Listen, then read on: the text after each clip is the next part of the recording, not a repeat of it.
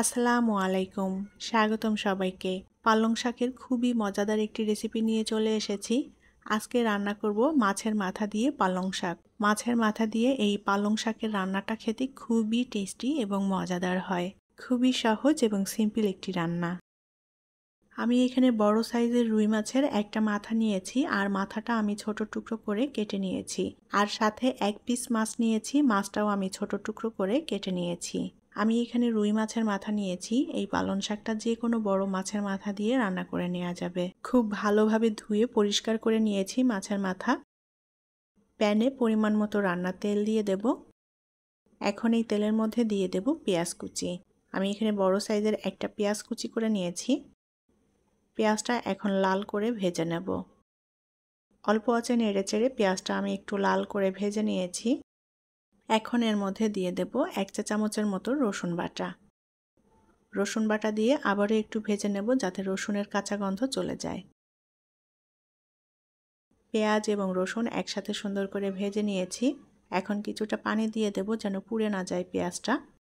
লবণ নিয়েছি স্বাদ মতো, হলুদের গুঁড়া নিয়েছি 1/2 চা চামচ, আর নিয়েছি ধনিয়ার গুঁড়া 1 চা চামচ। মশলাটা ভালো করে নেড়েচেড়ে এখন কষিয়ে নেব। কাঁচামরিচের ফালি দিয়ে দেব। আমি এখানে 4-5টা কাঁচামরিচ ফালি করে নিয়েছি। আমি আজকের এই রান্নাতে কোনো প্রকার শুকনো মরিচ ব্যবহার করছি না, কাঁচামরিচ দিয়ে রান্না করব। মশলাটা একটু কষিয়ে নিয়েছি। এখন এর মধ্যে মাছের মাথা দিয়ে দেব।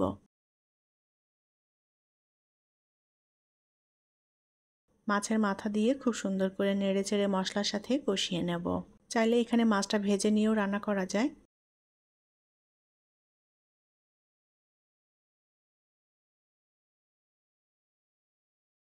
মাছটা একটু সেদ্ধ হওয়ার জন্য সামান্য পরিমাণ পানি দিয়ে দেব। উল্টাপাল্টা করে নেড়ে দিয়ে মাছের মাথা আমি সুন্দর মতো কষিয়ে নিয়েছি। এখন মাছের মাথা আমি মশলা থেকে তুলে নেব। মশলা থেকে মাছের মাথাটা তুলে নিয়েছি। এখন এই মশলার মধ্যে দিয়ে দেব আলু। আমি এখানে ছোট সাইজের 2টা আলু কেটে নিয়েছি একটু মোটা মোটা করে। মশলার সাথে আলুটা এখন একটু কষিয়ে নেব। পালং শাকের সাথে আলু দিয়ে মিক্স করে রান্না করলে খেতে ভালো লাগবে। আলু ছাড়াও রান্না করে নেওয়া যাবে। আলুটা সুন্দর মতো কষিয়ে নিয়েছি। এখন এর মধ্যে পালং শাক দিয়ে দেব। আমি এখানে 1 আঁটি পরিমাণ পালং শাক নিয়েছি। শাকটা একটু নেড়েচেড়ে মিলিয়ে নেব।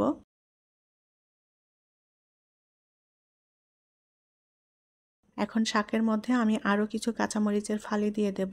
শাকে একটু ঝালঝাল হলে খেতে ভালো লাগবে। শাকটা এখন সুন্দর করে নেড়েচেড়ে কষিয়ে নেব। শাক থেকে যে পানিটা বের হবে এই পানিতেই কষিয়ে নিতে হবে। আর আমি মিডিয়াম আঁচে শাকটা রান্না করে নেব। সুন্দর করে নেড়েচেড়ে দিতে হবে যেন মশলাটা শাকের সাথে মিশে যায়। শাকটা সুন্দর মতো কষিয়ে নিয়েছি। এখন পরিমাণ মতো ঝোলের পানি দিয়ে দেব। আমি একটু ঝোল রাখবো পালং শাকে, সেভাবেই পানিটা দিয়ে দিয়েছি। এখন শাকের মধ্যে আমি একটু লবণ দিয়ে দেব। লবণটা একটু কম মনে হচ্ছে। লবণ দিয়ে সুন্দর করে নেড়েচেড়ে মিলিয়ে নেব।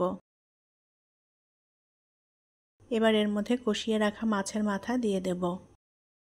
উল্টাপাল্টা করে নেড়ে শাকের সাথে মিলিয়ে নেব মাছের মাথা।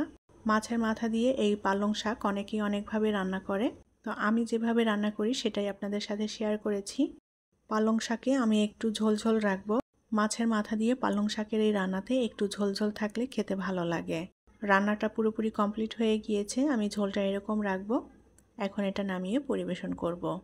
তৈরি হয়ে গেল মাছের মাথা দিয়ে পালং শাক রান্না। সাদা ভাত দিয়ে খেতে দারুণ লাগে। আশা করি আমার আজকের রেসিপি আপনাদের ভালো লেগেছে। পরবর্তী রেসিপি দেখার আমন্ত্রণ জানিয়ে বিদায় নিচ্ছি। আল্লাহ হাফেজ।